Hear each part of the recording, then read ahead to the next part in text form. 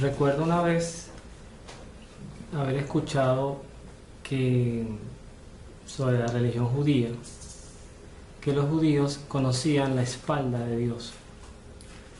Y a mí eso me llamó la atención, me pareció hasta gracioso, no entendía el por qué.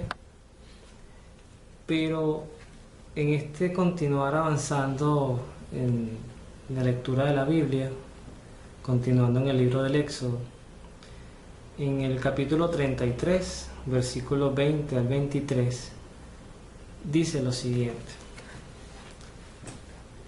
Agregó Yahvé: mi cara no la podrás ver, porque no puede verme el hombre y seguir viviendo. Mira, este lugar junto a mí. Te vas a quedar de pie sobre la roca, y al pasar mi gloria, te pondré en el hueco de la roca y te cubriré con mi mano hasta que yo haya pasado. Después sacaré mi mano, y tú entonces verás mis espaldas, pero mi cara no se puede ver. Palabra de Dios, te alabamos, Señor. Es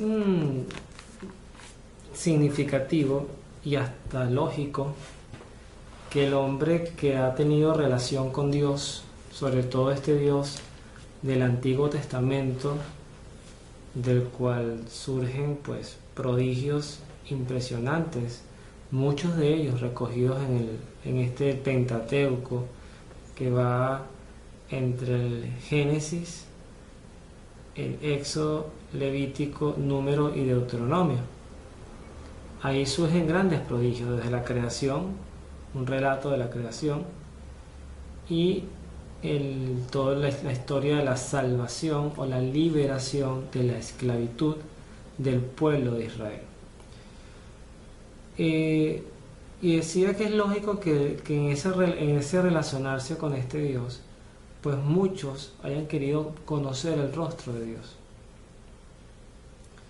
Porque justamente hoy lo sabemos los cristianos, el mismo Cristo también lo dijo, dichosos los que crean sin haber visto, se lo dijo a Tomás. Pero hoy entendemos que la fe se sustenta justamente en el creer en lo que no vemos. Pero en estos tiempos pues no era así. Entonces efectivamente el judío conocía era la espalda de Dios. El judío conocía el Dios de los prodigios, el Dios que era capaz de abrir el mar, de enviar plagas, el Dios que era capaz de en el día guiarlos con una nube y en la noche con una antorcha, o en este caso proveerles del maná, o sacar agua de una roca, pero no tenían su rostro. Uno de los grandes privilegios que tenemos los cristianos es que a través de Cristo conocimos el rostro de Dios. Y no es descabellado decirlo, porque si también podemos recordar que eso lo veremos más adelante cuando lleguemos al pasaje del Evangelio, usted también lo puede indagar en internet, ese momento con el cual uno de sus apóstoles le dice a Jesús: muéstranos al Padre. Fíjense que recoge mucho este criterio cuando el pueblo de Israel estaba en la tienda de citas y de repente alguno quería como que asomarse, ver el rostro de Dios, y pues justamente Dios saca ante Moisés esa advertencia: o sea, nadie puede verme y quedar vivo, porque de hecho en la misa de hoy el Salmo decía: al despertar veré tu rostro, porque ver a Dios implica ya estar en la eternidad con Él, tener la pureza necesaria para verlo, estar limpios de pecado. Pero Cristo le responde a este apóstol: quien me ha visto a mí, ha visto al Padre que me envió.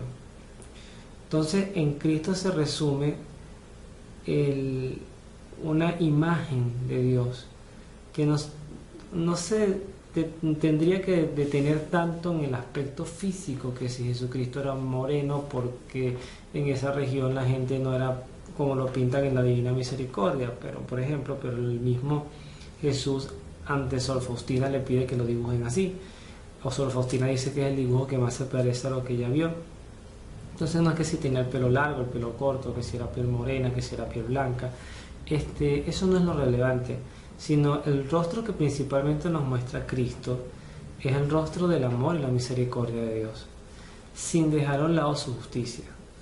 De hecho, yo insistentemente vengo hablando de estos tres elementos, tres atributos.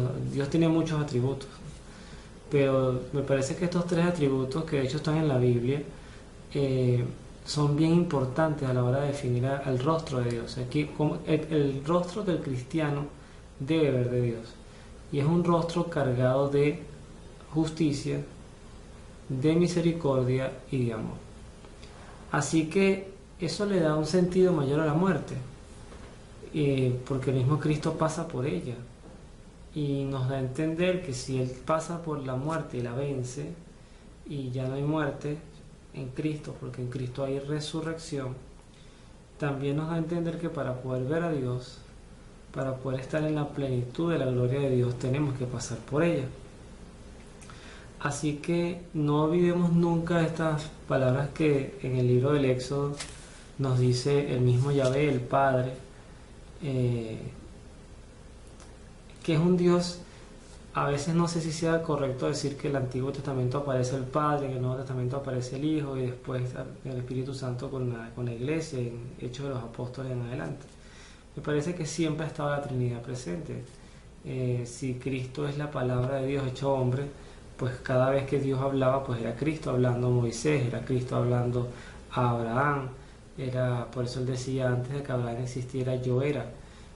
Entonces, ese rostro de Dios que busca ver el cristiano, debe buscarlo ver desde el punto de vista de lo que Dios hace y obra en nuestras vidas, porque ya en Cristo tenemos ese rostro hermoso de la misericordia, del amor y de la justicia del Padre, de Dios.